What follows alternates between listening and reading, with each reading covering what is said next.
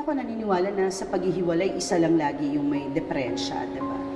Kaya lang, sinabi ko lang sa mga anak ko talaga na 'pag hindi na kayo masaya, mag-empake na kayo. Carla Estrada, ina ng sikat na artista na si Daniel Padilla, nagsalita tungkol sa hiwalayan ng ating sikat na tambalang, Katnil si Catherine Bernardo at Daniel Padilla.